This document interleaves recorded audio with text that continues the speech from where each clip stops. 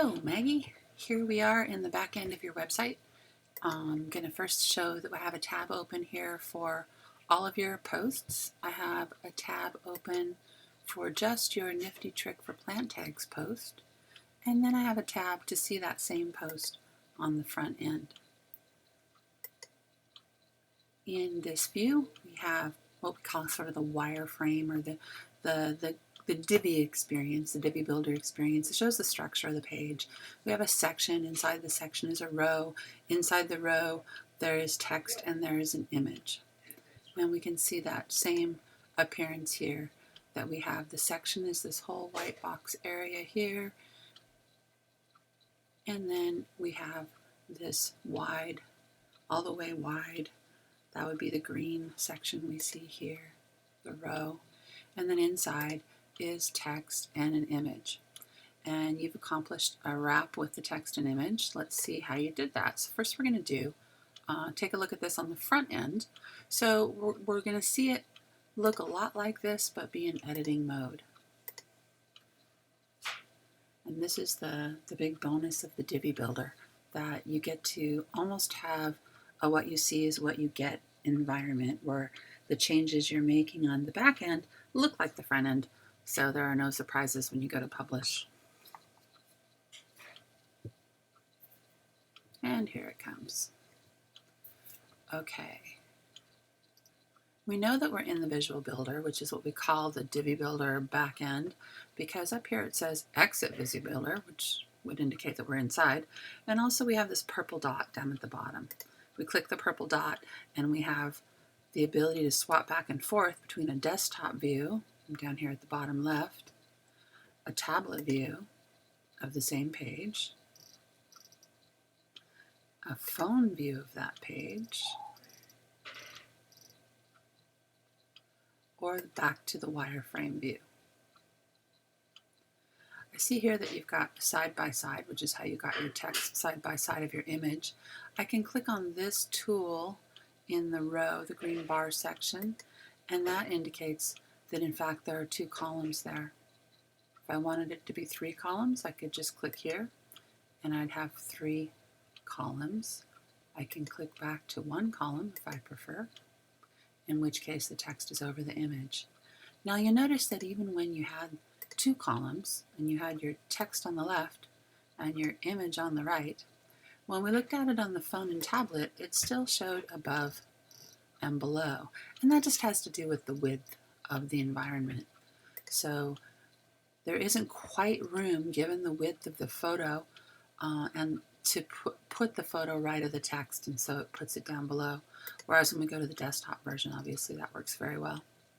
You could play with the width of, the box, make it less than 50%, or put less padding in it or something. You might get, not in the phone view, but in the tablet view, you might get it to show up side by side. That's, something we can play with. For example, if we went, let's see, let's try this one. Nope. It's still side by side. What if we tried, well, if we went to 3, then we could obviously put it up. It looks like in the tablet view, though, it's just pretty much stuck on above and below. So we'll leave it at the 50-50, above and below here, and side by side here. Ta-da!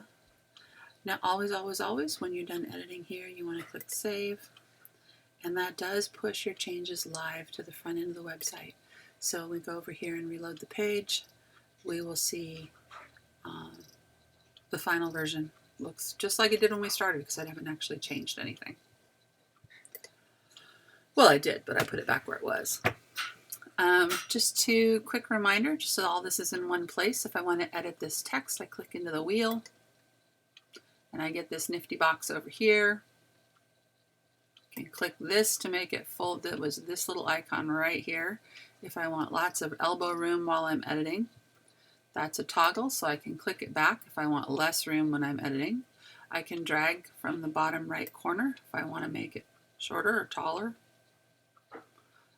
To get the editing experience that it works best for your size monitor. You have all your normal tools here. You could drop an image right in here into the text using Add Media. Keep in mind that when you do that, you have a little less control of things like this amount of space here between the two than when you use the columns. You want to make a link, you're just going to highlight some text, click the link button, paste in the URL that you want. If you wanted to open in a new window, you can select that, otherwise you'd leave it at none. Hit OK, and now that would be text. I'm just going to make sure that we have it no link there. Good. What else? I think you're really familiar with all these tools, so I'm not going to belabor this point. If you need help with that, let me know.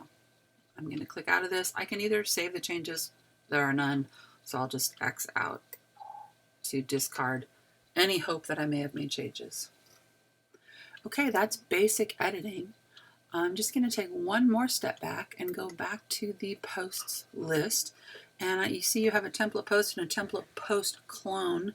Either way, when you're ready to start a new post, start with making a clone of this template, which has been done here, and then use this version to edit it. So we're going to click on Edit, which brings you to this view. At this view is where you're going to rename it. You might want to rename it here too.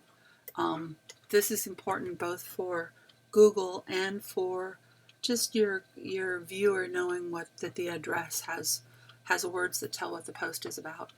So for example, if I was going to name this Harry Potter, I would also want to put here Harry Potter.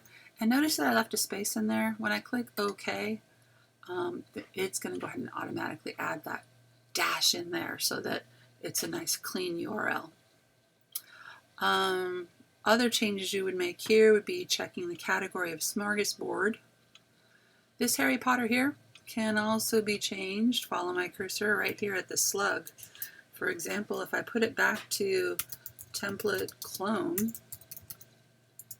you'll see that I changed it here, and when I save the draft,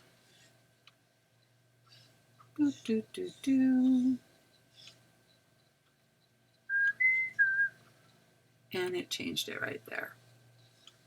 I still would need to change the title. Boom, boom, boom. Okay, notice that the changes I'm making at this view have nothing to do with this area and everything to do with all the other areas around the frame. Here's where I'd put an excerpt. If I wanted to put different text on the main smorgasbord page, then it's going to be automatically clipped from the beginning of the first paragraph. Here's where we disable auto paging. We always want to ignore the 2-column layout from this point forward because we'll do any columns using the Divi green row bar and changing the columns here. You don't need to ever worry about trackbacks at this point. We're not allowing discussion. Revisions is where you could do a rollback. If you feel that you've messed things up beyond the point of no return, then doing a rollback sort of makes sense. We can walk through that in another vid if you want. This is where you would go find an image if you felt the need to go on to Image Inject to find a stock photo if you didn't have one in your library. We're not tagging your post at this point. I think that's it. The featured image, of course, is what is going to go to lose our work. So there you go. As soon as that nifty guy's done bouncing, we are saved, and I'm out of here.